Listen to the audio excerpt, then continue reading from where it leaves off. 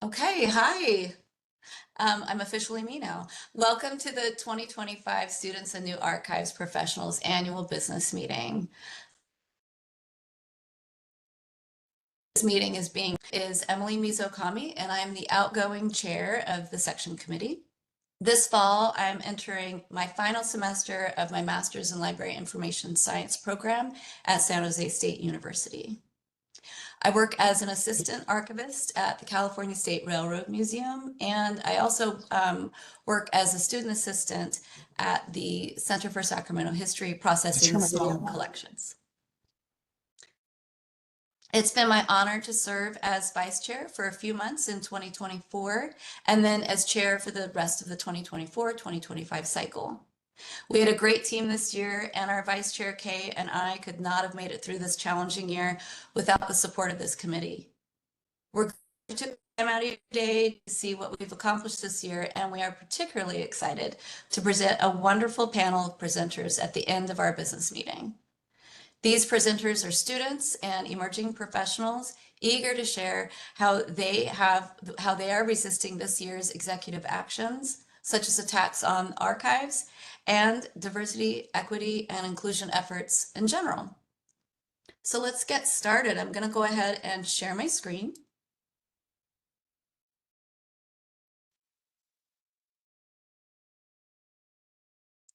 All right. And hopefully everyone can see that. Maybe a thumbs up from one person would be great. Thank you, Erin.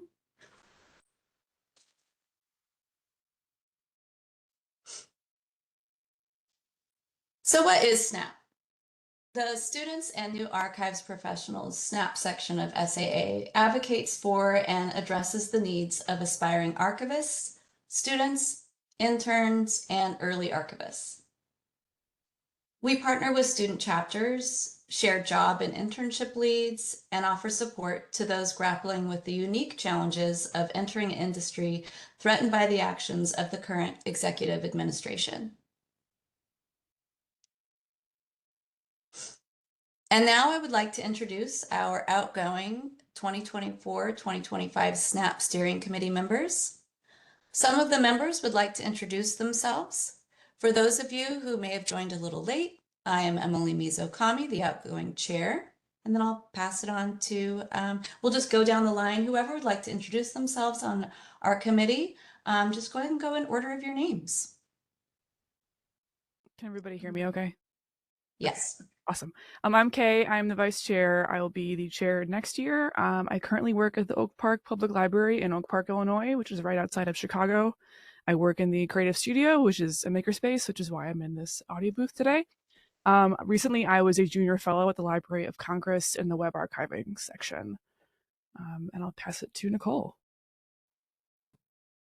Hi, I'm Nicole. I'm a processing archivist at the New York Botanical Garden, and I am the outgoing secretary.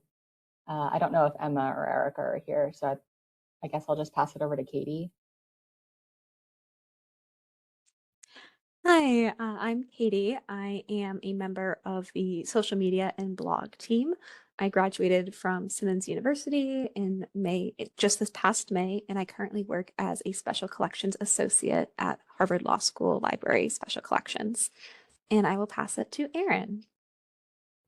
Hi, I'm Erin, and I am a postmaster's certificate student at San Jose State, working on a certificate in digital archives and records management. And I currently have a which I'll talk more about later.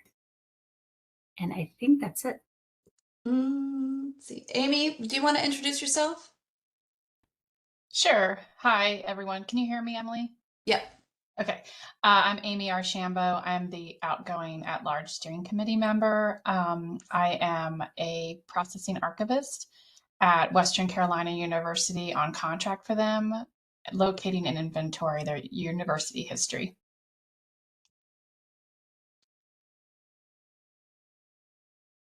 Thank you, everyone. And Amy, why did you not, maybe you didn't proofread. I didn't. I'm so sorry that your name is not on here. I will get your name on there. Oh, it is. It's right after Nicole. Is it? You got gosh. It. Yep. I was staring at ex officio and goodness. Okay, great. Thank you. I was like, oh my gosh, how did I forget Amy? Great. Well, thank you, everybody. And I'm glad that everyone was able to meet some of our members. We've worked really hard this year, so it's nice to give everybody a little bit of recognition. And to also see that, what positions we have and because we are all either students or new professionals. We're busy, we're burning the candle at both ends. So it's nice to be able to meet everyone. So the previous committee, the 2023-2024 committee, dealt with some unplanned restructuring, which meant that I only served as vice chair for a few months before taking over as chair in August of last year. This was challenging for me, and I really appreciated the efforts of our veterans on the committee and the behind-scenes work of our past chair, Elise Laralde. It goes without saying that this was a tough year for everyone on the committee, considering the political and social climate. We chose to focus on rebuilding and organizing for the next committee and supporting ourselves and SNAP members during these difficult times. That said, I would like to share with you what we did accomplish this year. We did a social media overhaul with engaging content, and we're working really hard to reach new users. We did a member survey to find out what do our members actually want. And we did a Google Drive cleanup project to get our institutional archives and working documents in order, which for those of you who are in any other SAA sections or any other type of committee that's volunteer based, you probably know that this is something that you may need to work on. So we're hoping it'll be a good example. Now, as a committee, we decided that our social media profile was a little dated. So we updated our SNAP blog, and we continuously monitor for dead links or outdated information. I can't stress this enough. If you take a look at your blog and you see that you've got some outdated information, that type of thing, clean that stuff up, because then you will look like a much more current and active committee. We started a school chapter spotlight because, after all, we are students and new archives professionals. And we did a great spotlight on San Jose State University. The reason we chose them was because they have really been doing a lot on their Instagram. They're a great example of what a student chapter, honestly, really any volunteer committee should be doing as far as outreach and content. So there's a great spotlight on them on our blog if you want to check it out. And we did decide to step back from the Meta platforms, Instagram and Facebook. We didn't completely leave them, but we just aren't as active on them anymore, and embrace new platforms like Discord and Blue Sky. And they are getting off the ground. I would say, though, Blue Sky has really been quite active in comparison to Discord, but don't count it out. Discord is super fun once you get into it. And we also have this is my favorite one, the new Snap Show and Tell blog series. It's a little bit just like Show and Tell when you were in kindergarten, only advanced and archives themed. And I'm not even going to tell you what's up with that little corny man. You're going to have to find out yourself by going to our blog and reading Nicole's really fun Show and Tell about something going on at her workplace. And you can see an example of, over on the left, you can see that's what you should be looking for when you're looking for your Snap Show and Tell. And our Snap blog traffic for 2025, we've had 8,300 views of posts and nearly 5,700 visitors.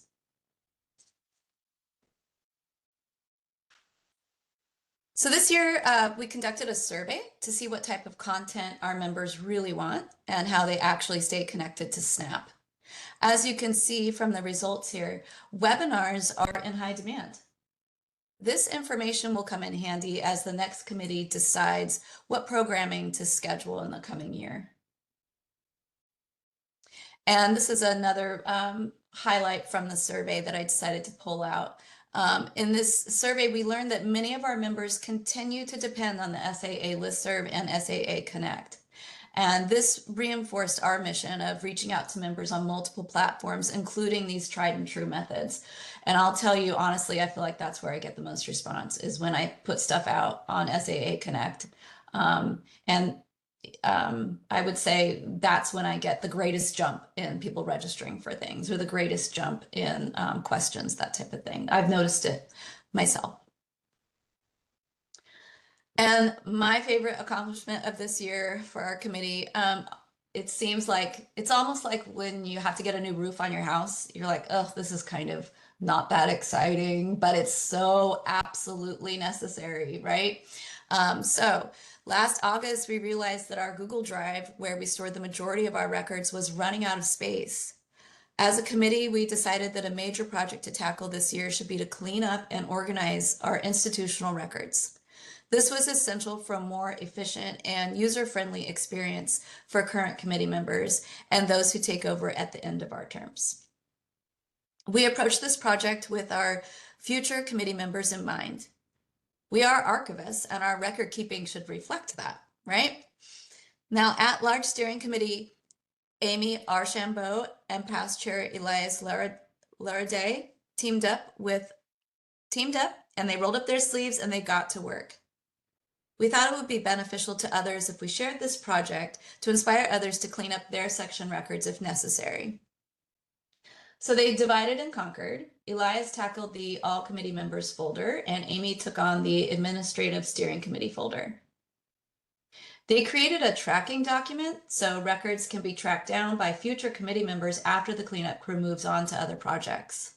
This is very important, especially for a group like ours, where members only hang out for 2 or 3 years because of the nature of our committee. They transferred recorded webinars, panels to the SAA YouTube channel to free up space. That was a big one. They created a workflow document to assist in the future transfer of videos to SAA YouTube channel. So that's great because to show us what to do in the future, because we won't always have Amy and Elias around. They deleted committee meeting recordings that had transcripts and watched and transcribed old meetings so they could be deleted. Now that was a task. They devoted more than 80 hours of labor, and I'm sure they were being conservative when they told me their number of hours, to this project and held multiple meetings. So thank you, Amy and Elias, for your dedication to this project. Very much appreciated. Now, looking ahead to next year, I'm excited to share our election results with you all. We had a contested election for at-large committee member spots, which demonstrated that SNAP members are actively looking for ways to become more involved with the section. This was great to see. We have already reached out to those who did not secure a spot as an elected member to see if they would like to participate as an ex officio member. Our committee members for 2025-2026 are obviously Kay Slater will take on the role of chair, as she's been serving as vice chair for the last year. And Erin Robinson will step in as vice chair and will then, after serving for a year as vice chair, will take over as chair. So it's a 2-year commitment, the chair vice chair position. Maya Shearer will be our secretary. Congratulations, Maya. And congratulations to all of our elected at-large committee members. They are Katie Higley, Caitlin Landry Carranza, and Emma Powell. Congratulations to you all. And now I'm going to stop sharing my screen.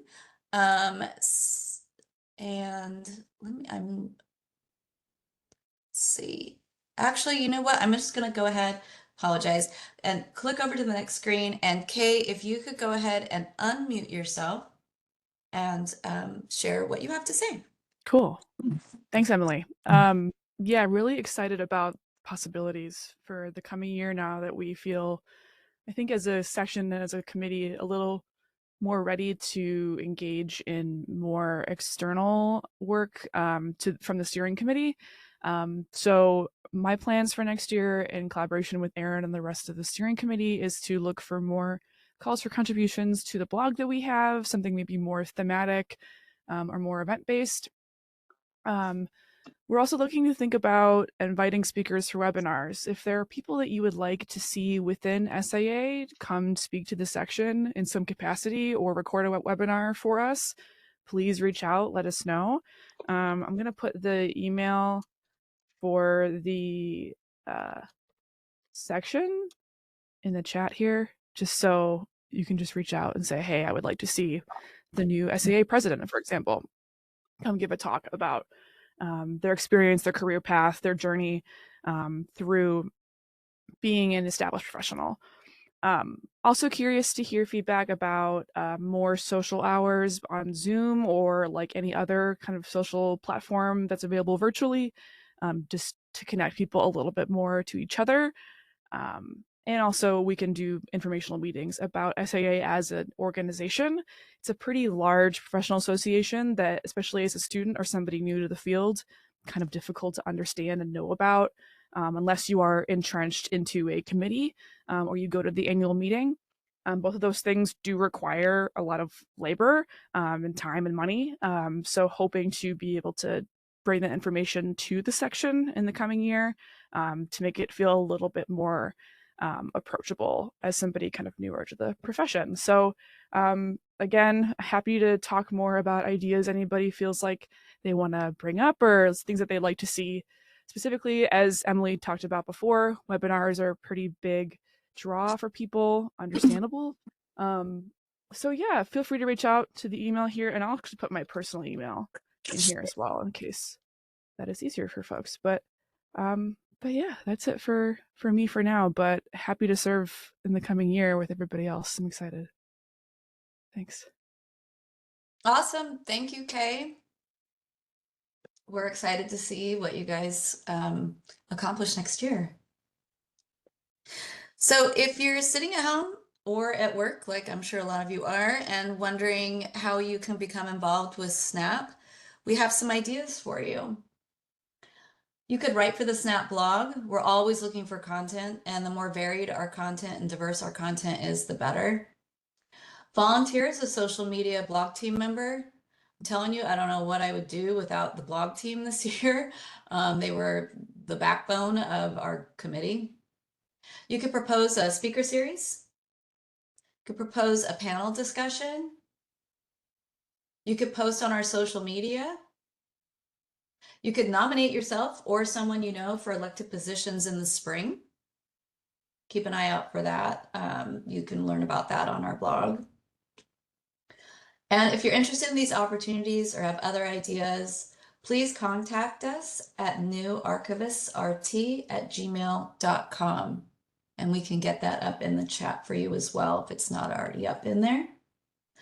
And you know, I can't stress enough that you know we are all students and new professionals. So the more people we have participating, honestly, the better. So please, and it's a wonderful opportunity. You get a lot of good experience.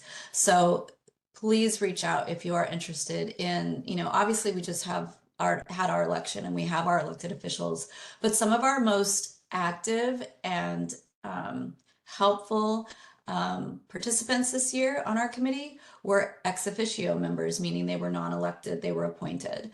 So those positions could be appointed still. And I know that Kay and Erin and the rest of the committee would really appreciate anyone who's interested in lending their skills to the group. So with that said, I'm going to go ahead and pass it on to Nicole, who will be moderating our very exciting presentation that I, as you can tell, I'm very excited about, Records of Resistance.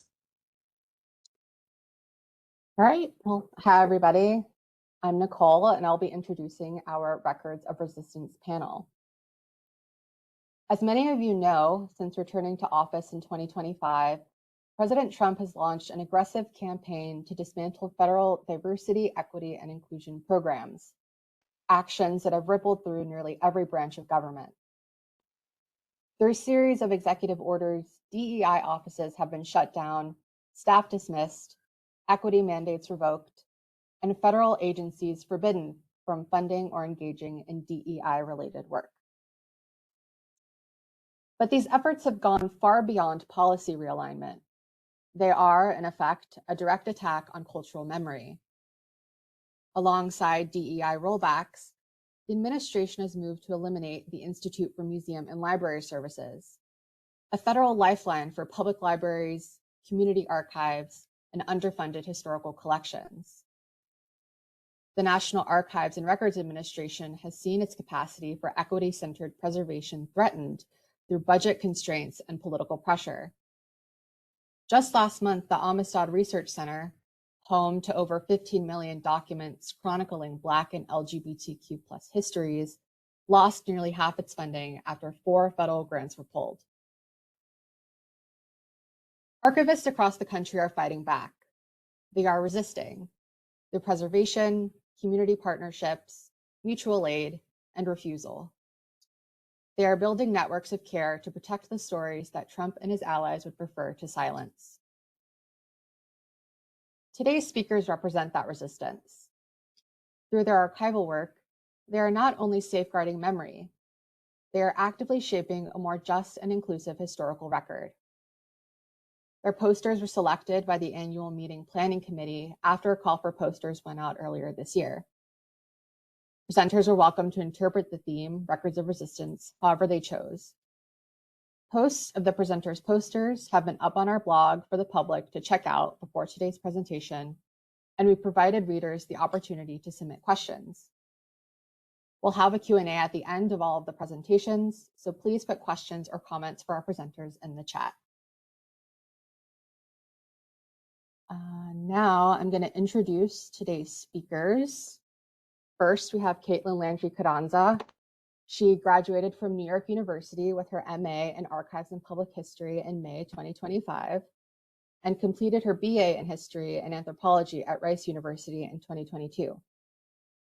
She is passionate about expanding equitable access to archives and resurfacing marginalized narratives.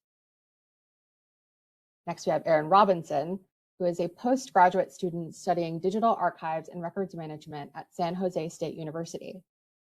She was awarded a fellowship through the Digital Ethnic Futures Consortium at Cal State Fullerton and is working on the Archiving Black OC project. Elise Riley is an accessioning archivist for the Beinecke Rare Book and Manuscript Library at Yale University. She was an ALA Spectrum Scholar in 2018 and earned her MLIS with a concentration in archival management and an MA in history, focusing on women's history from Simmons University in 2020. Adrienn Mendonca-Jones is a folklorist, preservationist, writer, and university lecturer who earned her MLIS from Indiana University with a specialization in archival management and digital curation. She works at the Exeter Public Library and is working on a certificate in digital art history. And lastly, we have Shay Majors. He graduated from the Ringling College of Art and Design with a BA in photography and digital imaging. He is now working on a master's in archival studies through Clayton State University after a retail design career with stores like Saks Fifth Avenue and Anthropology. So with that, I will turn things over to Katelyn. All right. Hello, everyone. I hope everyone is well. Thank you very much to SNAP for having me as a presenter, and I'm so excited to be joining as an at-large steering committee member for this upcoming year. And I'm really grateful for the opportunity to share Divestment, Dissent, and Discipline, a project that I worked on as an archives graduate fellow at Barnard College during this past academic year.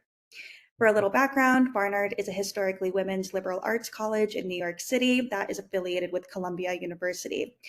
Both schools have been in the headlines a lot in the past couple of years, as I'm sure you all know, due to student encampments and protests against the school's financial ties to Israel amid its genocidal campaign against Palestinians, and both administrative and government retaliation against pro-Palestine protesters.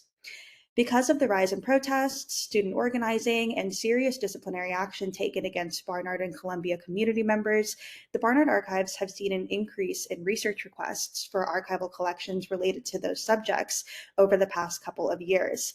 A lot of materials that shed light on how the college has handled student discipline in the past or reacted to student calls to action. They can be found in institutional records collections, which are collections of materials that were generated by the college's administrative bodies, offices, departments, etc. Thus, the focus of the fellowship, which I shared with another fellow named Maya Hirschler, was on making institutional records more legible and accessible to our student users.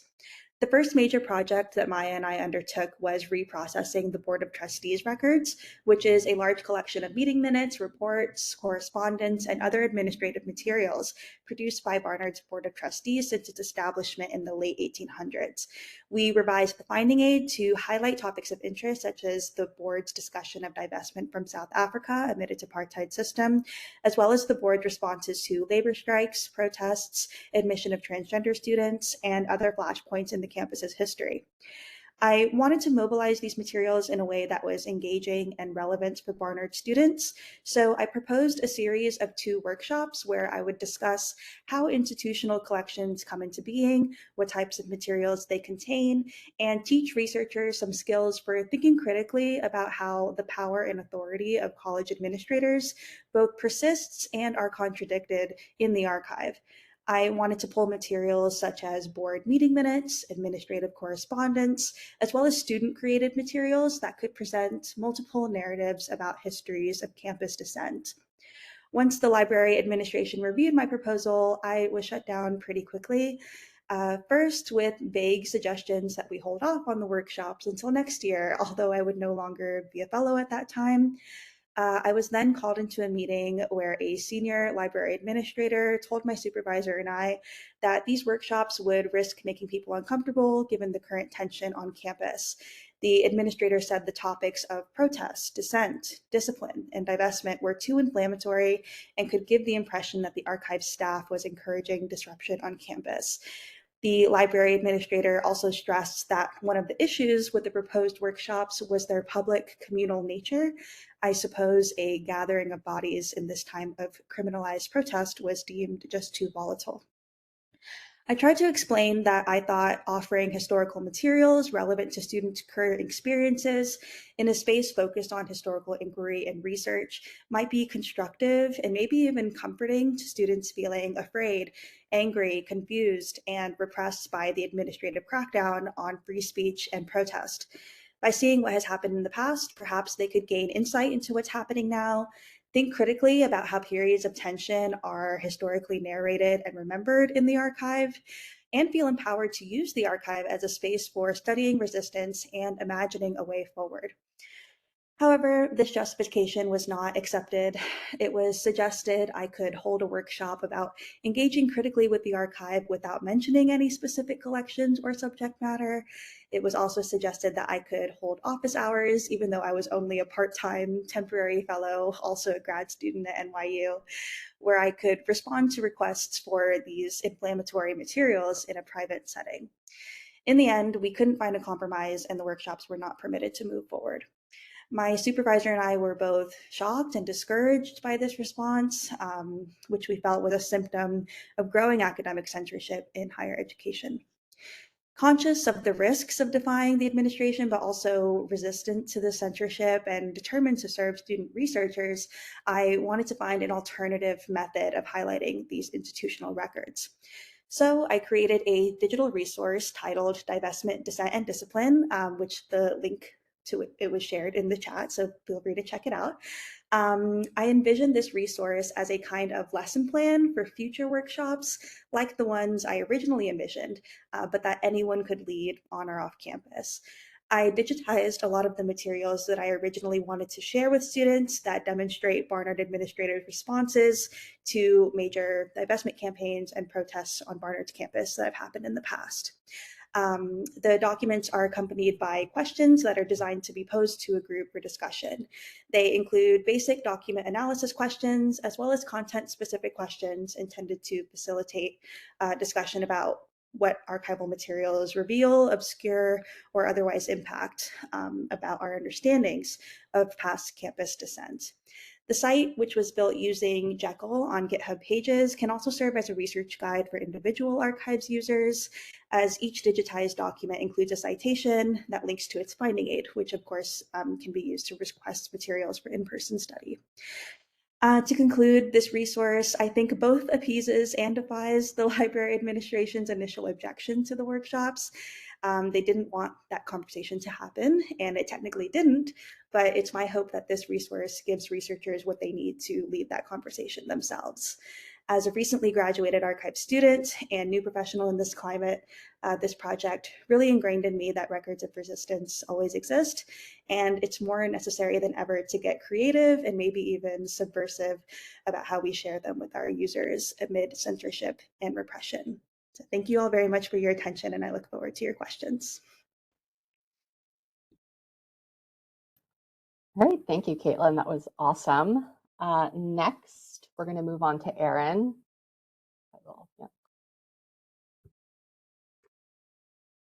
Hi, I'm Erin Robinson, and I had introduced myself a little bit earlier, and just to let you know that I have a community fellowship through what's called the Digital Ethnic Futures Consortium.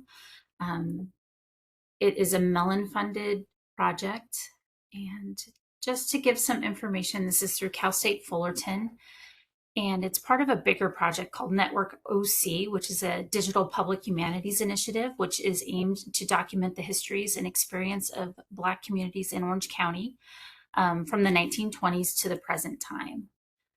This project seeks to gather personal and professional photographs, letters, and documents that capture the lived experience of Black residents, employing interactive digital maps and data storytelling techniques. Network OC endeavors to archive the legacy of Black-owned businesses and community organizations in the region. The initiative focus on the collection, management, and dissemination of open source data related to these communities, fostering a collaborative network for local enterprises by enhancing resources that promote economic sustainability and equity, particularly in the circulation of the Black dollar.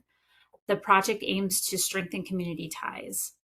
So last year, I received a community fellowship through Cal State Fullerton, as I mentioned.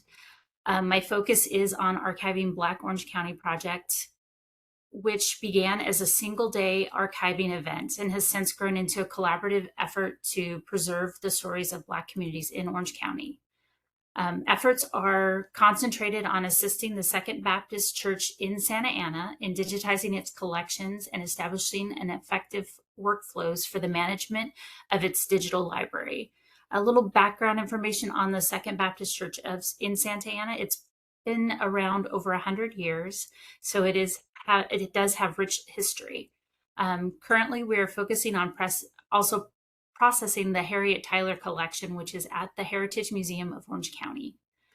It evolved, the project itself had evolved from a community event to a structured initiative, engaging Black-owned businesses, organizations, and individuals. My mentor, which is Patricia Pressenary, she is the archivist and special collections library at Cal State Fullerton.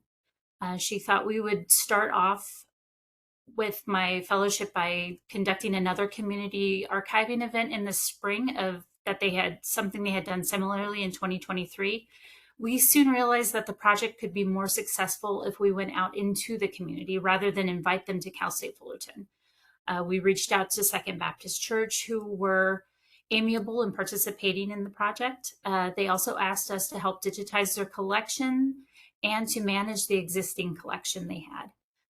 Planning process has been slowed down initially last summer, and then we relaunched last fall. So the collaboration now includes a current volunteer archivist, president of Second Baptist Church Historical Society, and key members of the physical archiving of the collection by the University of California, Irvine students. With that particular community partner, we had takeaways that not to have assumptions about the project goals, but to be open to their needs. We established guidelines, protocols, and handbook for managing the digital library and digital process. And how it's going so far, we've acquired digitization equipment, expanded the scope to digital management, engaged with the partnership with UCI, and developed short and long-term goals. And since the start of the project, the investment of the digitization tools and shifted from a one-day event to a broader initiative that includes metadata management and digital stewardship. UCI has come on board with us, and we're now balancing immediate community needs with sustainable long-term goals. And so moving forward, we're still developing technical guidelines for the digitization and repository planning. Importantly, we are learning to stay responsive to the community's goals instead of imposing a predetermined vision of what archiving should be. And along with being in the fellowship, I've had the opportunity to volunteer with Orange County Archives in Action.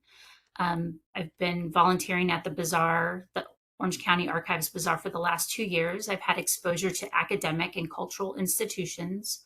I've been able to support the zine making and event logistics, covering tables and just becoming more aware of these institutions that are available in Orange County. It's been a pivotal experience. It gave me exposure to these different institutions and helped me understand how diverse organizational approaches in the community outreach and archival practices are. And currently, once a week, I go down to the Heritage Museum in Orange County to work on the physical collection of the Harriet Tyler collection. We are doing appraisal, arrangement, and preservation, rehousing the collection items, and at the Heritage Museum of Orange County, I've had a chance to work hands-on with the collection.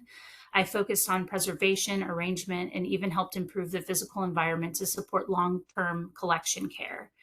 And one of the highlights, I have to say, in the collection, I was sorting through some of her newspaper clippings, and I came across a handwritten letter where she talks about having lunch with Rosa Parks and Thurgood Marshall, and at an NAACP meeting in San Francisco. It was amazing to have that history in my hand and read it in her own writing. She is one of the founding members of the NAACP chapter in Orange County. So it is a very historical and very, very amazing collection to work with. She was an amazing and prolific community volunteer. And I would just like to conclude by saying that this work wouldn't be possible without the mentorship and guidance from Patricia and Dr. Jamila Moore-Pugh. Their expertise and support shaped every stage of this project. I'd also like to thank Stephanie Navarro from the Heritage Museum of Orange County. Thank you very much. Great, thanks, Erin. Just a quick reminder to everyone to throw your questions in the chat as we go along. But for now, I'm going to pass things over to Elise Riley. Okay, thank you. Today I'm going to be talking about a reparative archival description project that I led to create a document of recommendations for describing gender identity in archival collections. So some brief background. RAD, which is the Reparative Archival Description Working Group at Yale, is a project-based and team-based group. So I initially brought this idea to the wider group, and of course I got put in charge of the project, and so we formed a subgroup to specifically address creating a document about this. And my wonderful colleagues, Allison Clemens, Jennifer Coggins, and Ann Rhodes, and I worked for a year and a half on this. And the process was pretty simple and only a little bit labor intensive. So as I said, we formed the subgroup. We started with a round of research. So we looked at what our peer institutions were doing around gender identity description to see if they had written any documentation themselves. And we also looked at what was happening in bibliographic context and what guidance was available around using MARC. And we found there was much more written about bibliographic description than there was for guidance in archival description. It was generally pretty broad strokes about how to describe groups and people who come from a minority or a lesser described populace in the archival canon. So from that, we set out to continue drafting, set goals for what we wanted to do, and then the process that we arrived on was we would create a draft, share it with a batch of reviewers around Yale, receive the draft, make edits, and then send it out again. So the goals that we came up with, we identified 5 main ones. We wanted to have the document address what to do about description at the acquisition or accessioning phase. We wanted recommendations for how to create description that correctly reflects the gender identity of the creator or subject of a collection. Also, how to address incorrect description, and also determine the use of the archive space gender field. And lastly, an overall goal for this document was to write it in a way that it is useful for all Yale repositories. There's several besides the Beinecke at Yale. So for the timeline, as I said, this took a year and a half, a little bit longer than I think anybody assumed it was going to take. But that happened for several reasons, right? Academic institutions move slowly. We were asking a lot of people for feedback, so we needed to give them time to look it over and time for us to digest and make edits as necessary. So you can see the long list of reviewers. We also moved strategically, so we started more at the local level, so in technical services, and then moved outward. There's a lot of committees and oversight that archival description and metadata connect to at Yale University. So we were moving mindfully and keeping everyone informed as we did our work.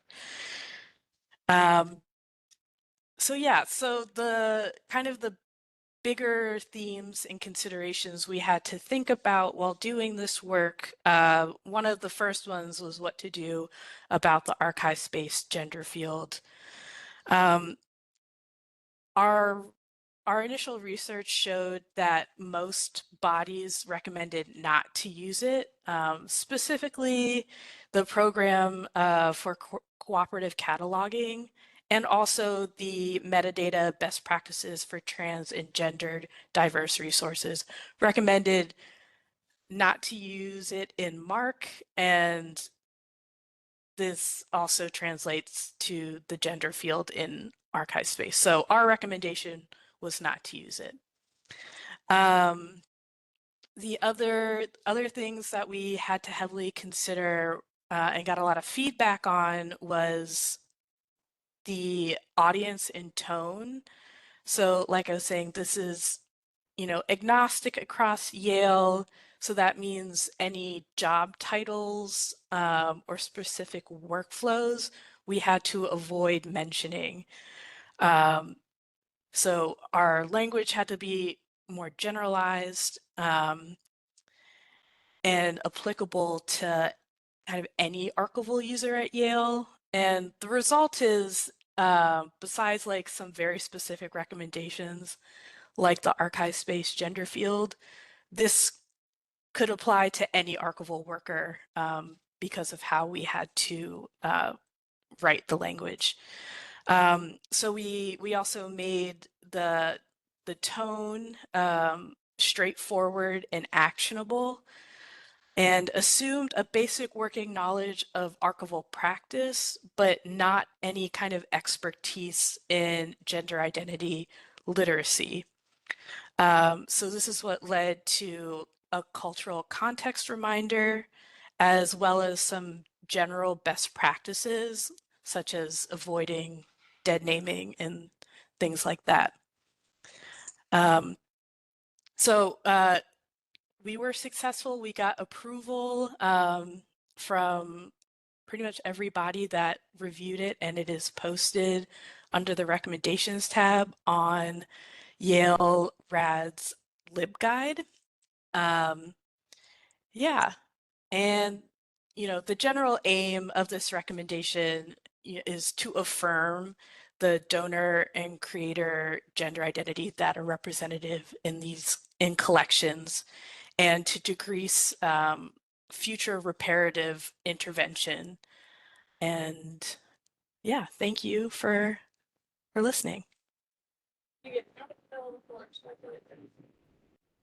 All right, thank you, Elise. So our next presenter is Adrienn Mendonca-Jones, who unfortunately was not able to make it today. So we are going to show you a recorded version of her presentation. So I am sharing the Rhode Island Freedom to Read Ephemera collection. My name is Adrienn Mendonca-Jones, and I'm a folklorist, preservationist, writer, and a university lecturer.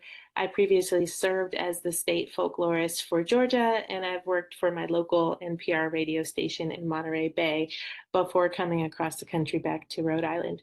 Please feel free to connect with me via LinkedIn. The link should be in the chat. So while I'm often teaching, I'm actually here in my capacity as a student. I'm currently going back to graduate school at Indiana University for my MLIS with a specialization in archival management and digital curation. I'm here today to talk about my summer internship at RIC, which is our affectionate name for Rhode Island College here in Providence, Rhode Island. I'm an intern in the Special Collections and College Archives at Adams Library. And first and foremost, I want to thank my internship supervisors, Veronica Dennison, who is the Assistant Professor, Digital Archivist, and Special Collections Librarian at RIC, and Denise Raymond, who is my internship instructor here at Indiana. Some of you might know Denise from her work as the current treasurer for SAA. And I'm very lucky to have both Veronica and Denise as faculty members at Indiana that I get the pleasure of working with while I'm working on my degree. So my poster presentation here today focuses on the first collection I was tasked with describing, and that is the Rhode Island Freedom to Read Ephemera Act. We're going to see if we can kind of zoom in a little bit on some of this while I'm talking. And you'll see that it's at Rhode Island College, and the finding aid here, there's actually a live link on this poster, is for MSS 0161. My poster presentation focuses today on the first collection that I was tasked with describing at 0.01 cubic feet. It's one of the smallest collections at RIC, which is located in the smallest state in the United States of America at 1,214 square miles. That may make the Rhode Island Freedom to Read Ephemera collection one of the smallest collections in the smallest state, but we're also one of the mightiest states, and I'm here to tell you why. This collection is a record of resistance, and it honors today's theme. So, donated by author, illustrator, and activist Jeanette Bradley, whose book, Something Great There, was a banned book. It tells the story of, quote, an inventive non-binary child who uses they, them pronouns, unquote. That's from GBH, which is out of Boston. If you know them, then you know that they are one of the stalwarts of public television. From membership buttons, which you see here, kind of in the middle, we got the Authors Against Book Bans and the Rhode Island Freedom to Read membership button, and the fanzines. A small example of it is right there with the blank bare shelves of approved reading as one of the illustrations in that. This collection provides a tiny insight into the kinds of activity authors, artists, creators, and everyday citizens undertook to advocate for the passing of the Rhode Island Freedom to Read Act, which passed our state Senate as Senate Bill 0238 and our state House as House Bill 5726 before finally landing on Governor McKee's desk for his endorsement. The Freedom to Read Act was passed into state law in Rhode Island on July 2nd, just 2 days before Independence Day, and it contains the following provisions. The first is that there are criteria for book challenges being established and the protection for diverse reading materials and themes at both public and school libraries, which you might expect.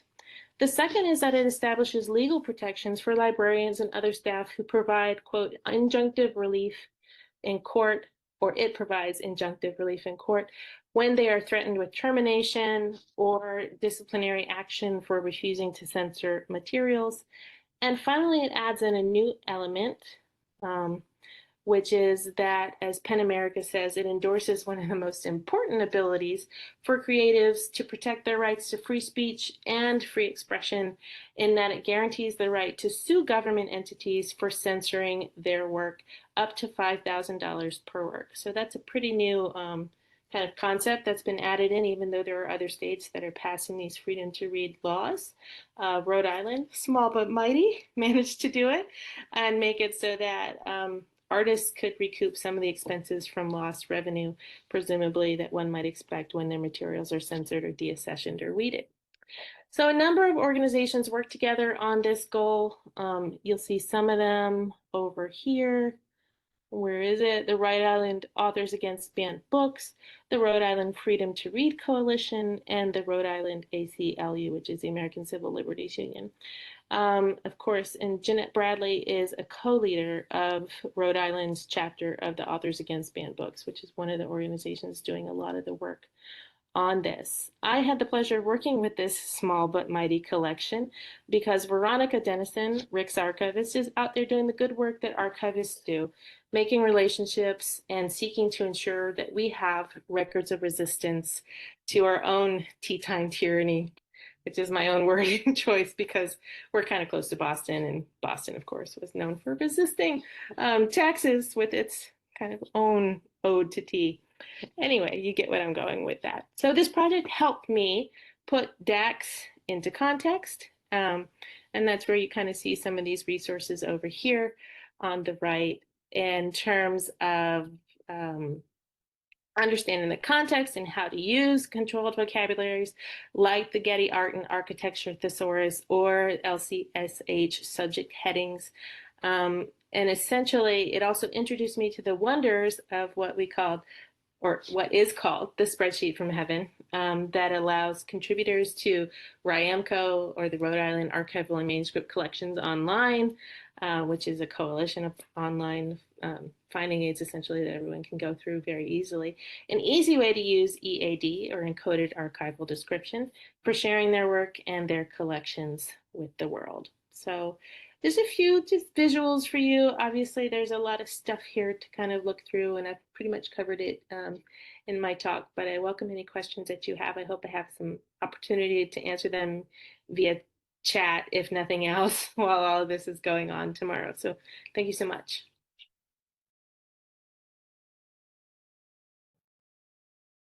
All right, so now we're going to move on to our last presenter of the day, Shane Majors. Hello, everyone. Hope everyone's doing well. This presentation is part practice, part reflection, and part theory, so I hope you enjoy it. Archivist Terry Cook famously wrote, "There is not one narrative in a series or collection of records, but many narratives, many stories, serving many purposes for many audiences across time and space. Documents are thus dynamic, not static. And the archivist, as much as the creator and researcher, is one of the narrators. His words have edited my ideas of what archival work was and expanded what it could be. Never did I think I would put this idea of diverse perspectives into practice before I graduated. While working on an independent project, I came across a document that mentioned a place that made me look twice at what I was reading. When asked for the closest creek or river east to a newly proposed post office, the respondent wrote Negro Town Creek. It took a second for that to sink in. Was there a Black community just a few miles from where I live? Before I could go any further, I had to find context, place and time, for the settlement. The landscape has changed dramatically over the decades, so to get a better idea of the terrain before development, I found a land survey from 1849, and to my amazement, the marsh area that was being referred to in the application was also listed here as Negrotown Creek, 16 years before the end of the Civil War. I needed answers, so I began to dig, little realizing this odyssey would be filled with revelations about the place I grew up. For instance, Florida had been a safe haven for those who escaped enslavement since the 17th century. The newly liberated established their own villages near the villages of the Seminole tribe, and the two groups thus formed a symbiotic bond. As America set its eye on the Florida frontier, the Seminole and the Black Seminoles, as the Black communities were called, began to feel the hostilities of the United States, which culminated into a series of 3 Seminole Wars, the Second War, 1835 to 1842, being the most violent. As I searched for evidence of the nearby village, I read through countless records, diaries, and unpublished manuscripts, and found references to men I never heard of. Growing up in Florida, I knew the names of Osceola and Micanopy as chiefs, but I never heard of the Black Seminoles or their leaders like Abraham. I began to realize my state was a stranger to me. Its history lay unseen in documents or ignored altogether. Reading the letters from Major General Thomas Jessup, who oversaw the campaign from 1836 to 1838, I gained an insight into the dynamics of the Seminole and the Black Seminole relationship. In the beginning, the goal of the United States was to send the natives to Oklahoma and to set the Black population into the plantation system. Jessup was the first to realize that wasn't going to be possible. Found in the National Archives, he penned a letter to the Secretary of War where he states quite candidly, Chiefs Micanopy, Philip, and Cooper, who are about a day's march from each other, each with from 120 to 200 Indian and Negro warriors, the latter perhaps the more numerous. This, you may be assured, is a Negro, not an Indian war, and if it not be speedily put down, the South will feel the effects of it on their slave population before the end of the next season. The prevalent narrative, I began to realize, downplayed the role of Black leaders and warriors and followed the tradition of silencing the voices of people of color, but in this case, the non-native voice. Abraham, who was Chief Micanopy's trusted advisor and interpreter, and a senior amongst the Black leaders, advocated for migration to the West. A former slave and soldier, he seemed to have a better understanding of the American war machine and what was at stake for the Black community if they lost. Working with Jessup, he was instrumental in the inclusion of Article 5 in an 1837 treaty stating, the Seminoles and their allies who come in and immigrate to the West shall be secure in their lives and property, that their Negroes, their bona fide property, shall accompany them to the West.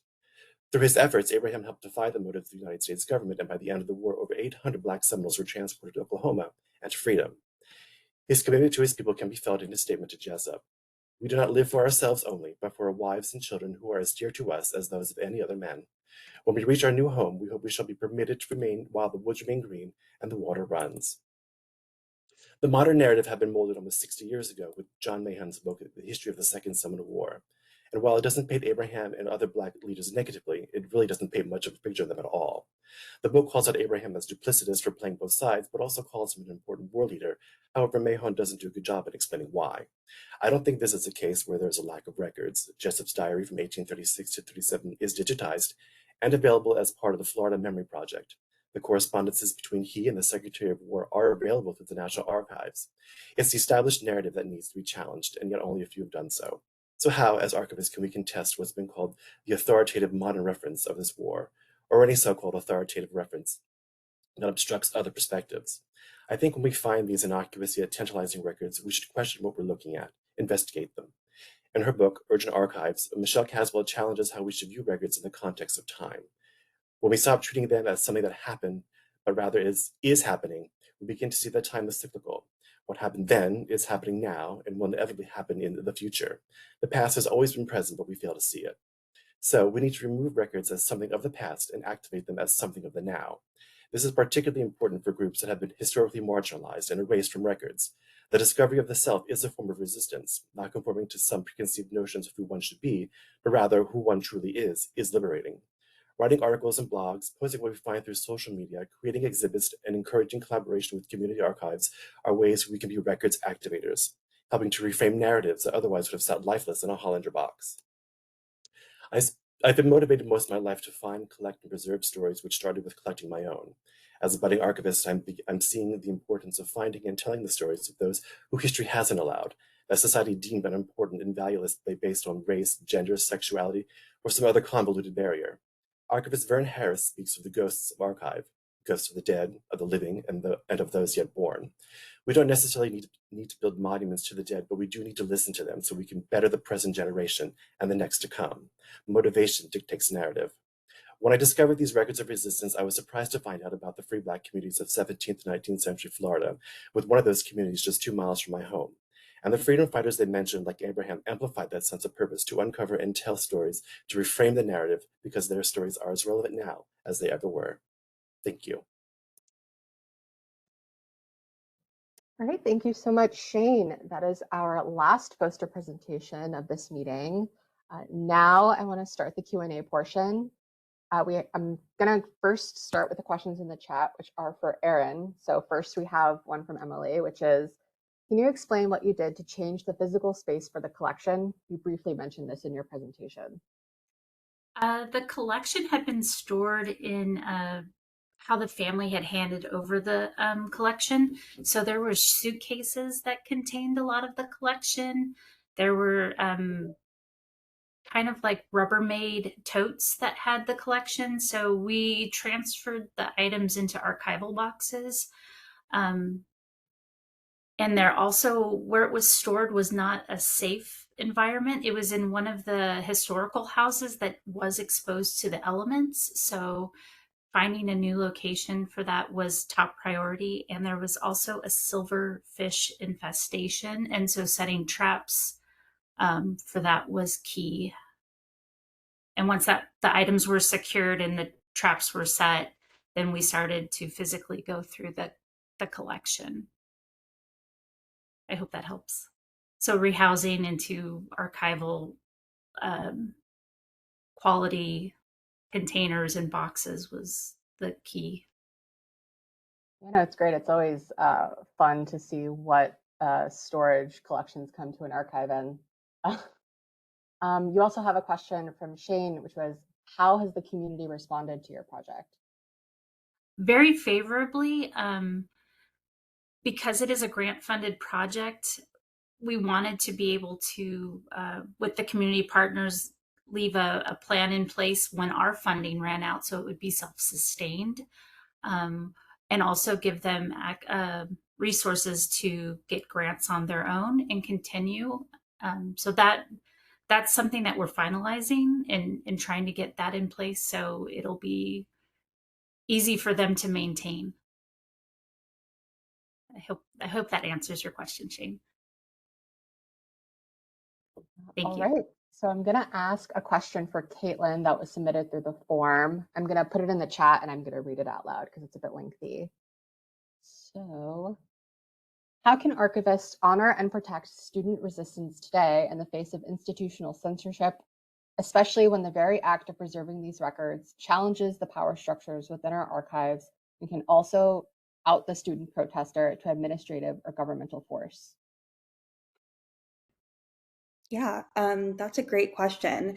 I know I can immediately think of an instance where archivists, you know, made a poor decision on that archival impulse, where archivists from Columbia went into the student encampment and took materials from the protesters in order to preserve them, but completely didn't involve the protesters in that decision, you know, kind of did it without their consent and without their input. And so I think that was kind of a lesson to all of us immediately, that as we're preserving these student movements and protests, we don't want to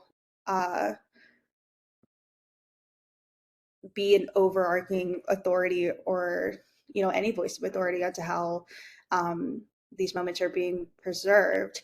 I think just building a relationship between the archive and student protesters, if it's possible, you know, really asking them if they want their materials preserved and involving them in that process may be a good way to start.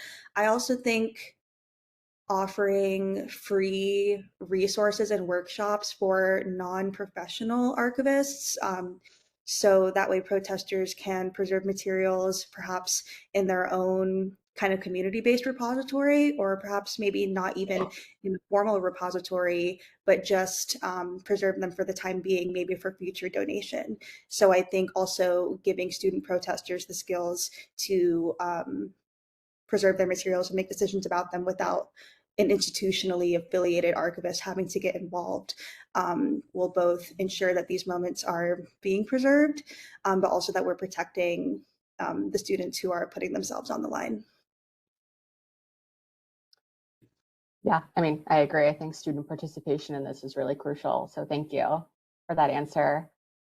Our next question, which I'm also going to put in the chat, comes to us from the form for Elise. So, in developing recommendations for describing gender identity, how do you navigate the tension between striving for inclusive, accurate representation of creators and the risk of reinforcing critiques that such efforts are performative or woke, especially when using tools like ArchivesSpace's gender field, which relies on a singular answer to gender rather than a complete removal of the category to description? How do you measure whether this work meaningfully advances justice rather than simply reflecting institutional optics? Wow, that is a great question. Okay, I'm going to try and answer it in pieces. So the first part, navigating the tension between striving for inclusive and accurate representation and the risk of reinforcing critiques. I think in general, not just on this project, but that's kind of like a general tension when doing reparative.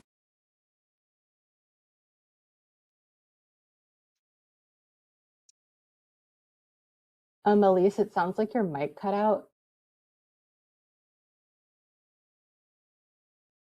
Is that better? Yes. Okay. Sorry about that. Yeah, so one of the general tenets is we move slowly. So we do thoroughly think through everything we do. We research, we have conversations with each other and with other subject experts. I think for this project specifically, the recommendations they're a little bit different. Usually, like a reparative description project, we're going into a finding aid and repairing something specific. But this is offering like recommendations and guidance for when an archival worker might encounter description on gender identity or creating it. So the general tension there, it's going to be different every time, you know, as they say, it depends. So we also acknowledge, right, that language is fluid, and that what is an accurate term now is going to change, but the general aim is at least to leave breadcrumbs for why something is described this way, and you know, have clear direction for if it needs to change in the future, it can. Yeah, I hope that answers the question. Yeah, I think so. Now we have another lengthy question for Shane, which I'm going to put in the chat and also read. Your work on activating the records of the Black Seminoles is a powerful example of reframing narratives long marginalized by the archival/historical profession. While we've seen progress in the past 30 years to center these histories, how do you see that momentum being challenged today, especially amid political pressure to defund or neutralize DEIA-driven history projects under the Trump administration and beyond?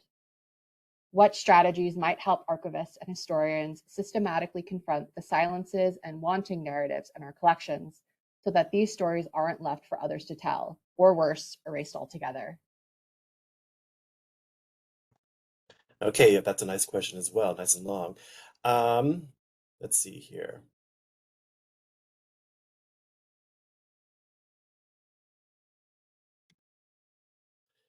Well, unfortunately, with the Trump administration, defunding is a big thing here. You know, if smaller community archives don't have the money to preserve these stories, so they can be preserved and told.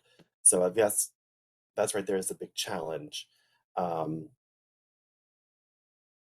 What strategies might help archivists is, I think, working together. Collaboration is a big thing there. Working with communities, helping them,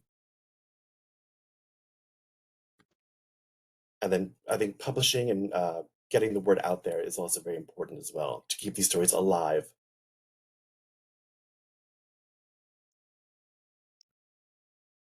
All right, thank you, Shane. I have been told that Adrienn is here with us right now, so we do have a question for her. How does Rhode Island's new law granting authors, booksellers, and publishers the right to sue over book bans reshape the legal landscape of intellectual freedom? And what political strategies or legal precedents might other states draw on to advance similar protections for the right to read?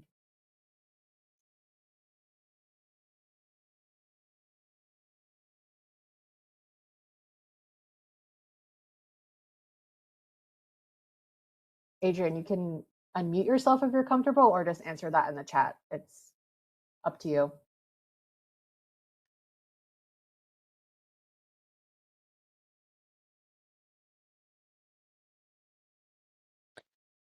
I know Adrienn is here, but I know that she has spotty service, so Okay. she may not be able to respond. So let's maybe give her, especially if you're on a phone, it's so frustrating to try and do this type of thing on a phone. So let's give her a moment. She might be, I've messaged her in the presentation and I haven't heard back. So Adrienn is a champion for doing this presentation because she has had a household emergency that's made it so that she had to move out of her home. So she is struggling with a lot right now.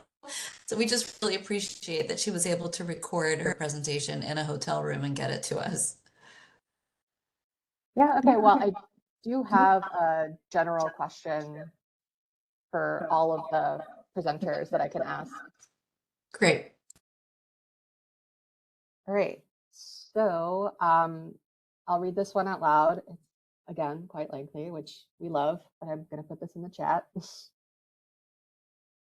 Each of your presentations highlights powerful interventions in how we document, preserve, and activate records of resistance. As we look toward the future, how can we better share strategies across institutions for challenging traditional great men narratives, resisting censorship, and ensuring banned or marginalized stories remain accessible and read? What can we do as archivists, librarians, and researchers to make our profession a truly safe and welcoming space for those seeking to engage with these hidden or suppressed histories? And how might we amplify the critical work you're all doing so that more people can join and support these efforts?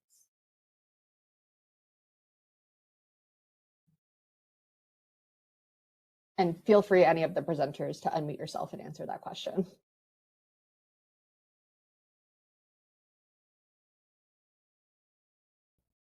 I guess I would chime in and say, be a platform for the communities you serve and the communities that are near you. Have their buy-in, have their voices amplified, give them a means to access what you have available, and just reach out to them and let them know that you're there to support them and honor their histories and however they would like them to be shared. That would be my 2 cents.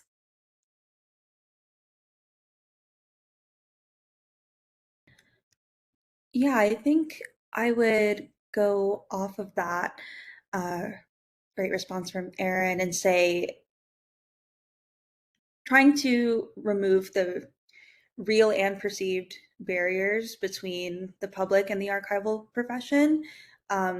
There is this long entrenched history of the archives being elitist and racist, and those legacies still impact our reading rooms today, and not everyone may be comfortable coming in.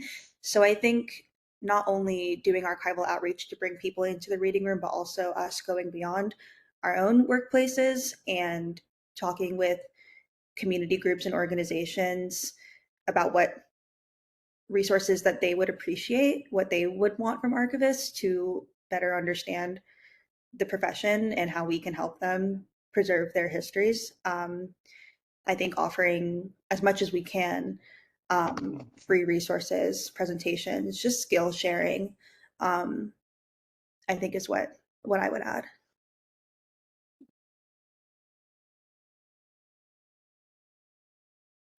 Yeah, I think I have two things to say about this. I think the first, strategies for challenging great men narratives. I think that speaks directly to, the active work of an archivist when you're interpreting and describing collection that you're working on.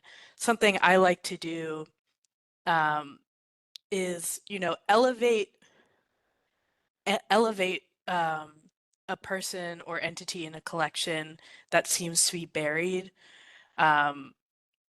So, if you can swing it, instead of a bunch of material kind of being lumped in,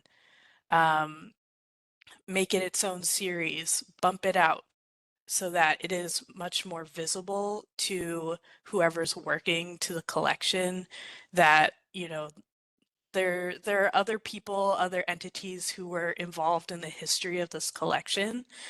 And then on the other side, I agree with what Erin and Katelyn were saying. Collaboration is really important.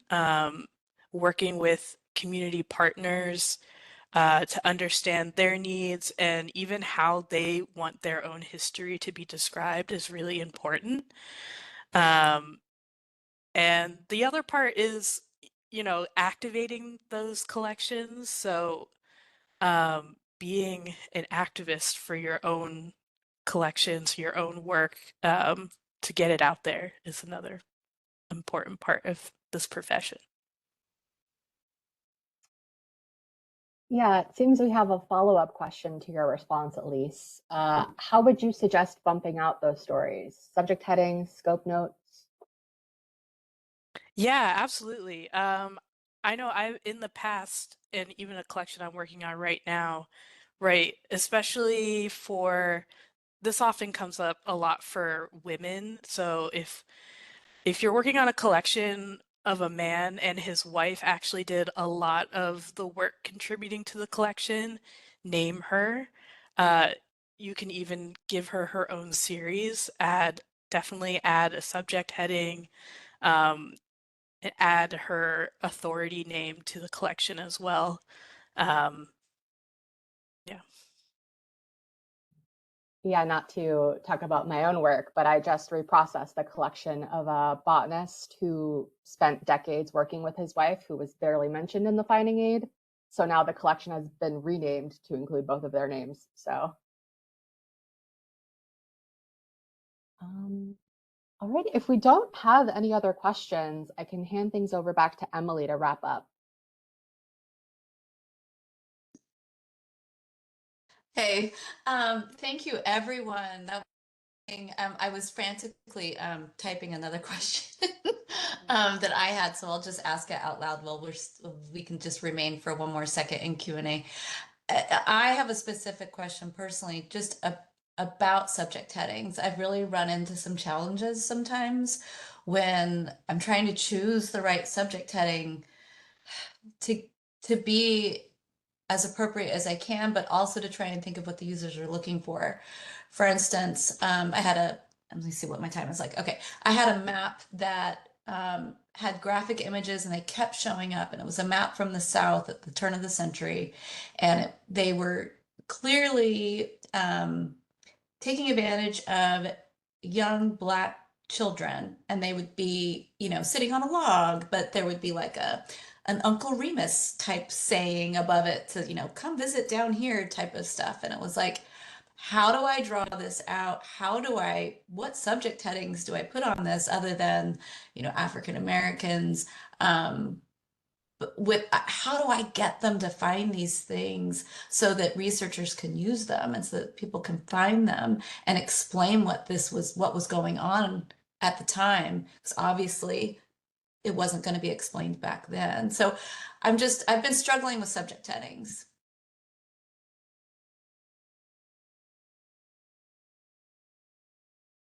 I don't know if anyone has any suggestions. It's a tough one.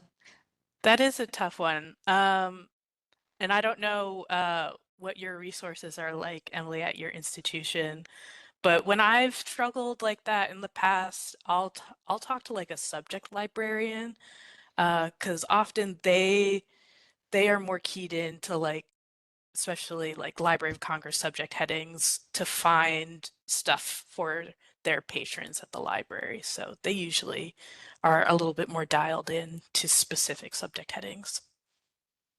That's a great idea. I might take advantage of librarians at my university. Our library associated with our museum is itsy bitsy tiny, and it's a one-man show. So, but yeah, I've been trying to talk to others as well to get ideas and see what other repositories are using as well. And I will make one more statement regarding what we've been talking about in this Q&A session about repositories talking to each other and outreach between each other as well. I feel like we don't talk to each other enough. It's so tempting to just go into your dark little hole and process all day.